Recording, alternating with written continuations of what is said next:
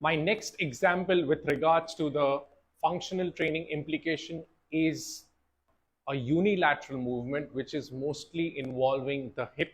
So you have a hip internal rotation and a hip external rotation. And this is just loading that particular joint individually rather than both together, which is the bilateral movement. So initially we did the bilateral movement, which is the wide squat, which was in a multiplanar angle.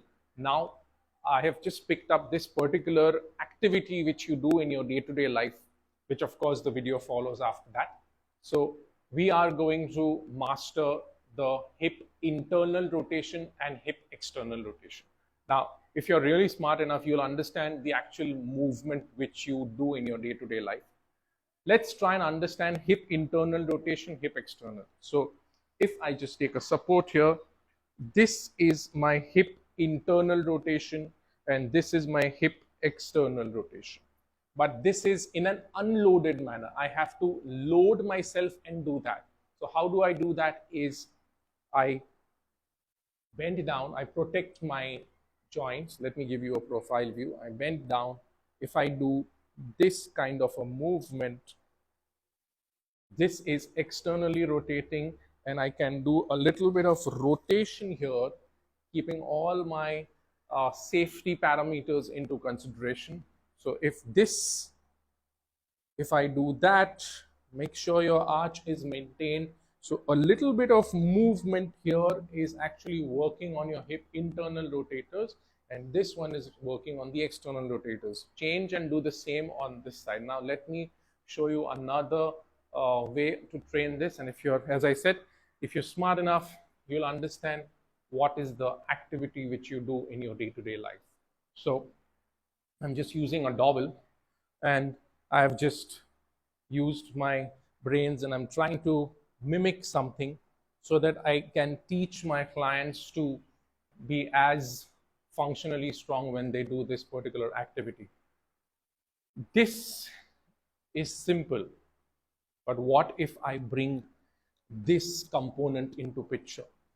Now, if you see this requires a lot of stability, flexibility, mobility in your joints. So as I said in the earlier video, I need to master my balance. I need to master my form in many things before I actually expose my client to such kind of fancy, if I may use the word, movements, because these movements will require you to have some amount of foundation, and that foundation is your basic form and technique, which needs to be in place.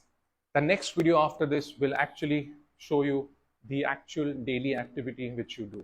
So hope this helps. Thank you.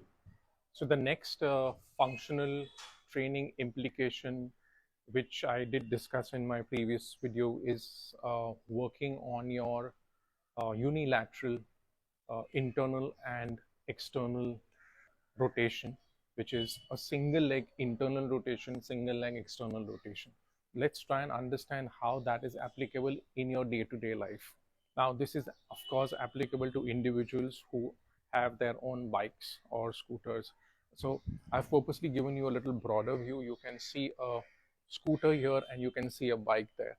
The difference between these is, in a scooter, normally people just slide through this and they sit on it. So there the usage of your internal and external, or your balance or your strength on one leg, is not used that much as compared to you going on a bike and you have to do this particular movement and come back. So let me come closer to the screen and make you understand this. In this particular movement, you are just doing this movement, getting onto the bike and coming off, whereas on an actual bike you will have to do that movement, ride the bike. Once you finish, you will again do that. And every individual has a dominant leg on which they get off. Of course, if you're really practical, and there are some situations which are thrown at you in real life, and there is a very narrow parking and maybe there is a vehicle or a wall or a bike parked on your on your left side, and if you're used to getting off on the left leg, you can't. So you have to make yourself ready for the other side as well. So that is where, when you do this movement, this leg is doing an external rotation, whereas this hip is doing a slight internal rotation. So these muscles have to be trained in such a way in the gym or wherever you are training, and that will functionally help you in doing these movements. Hope it was helpful. Thank you.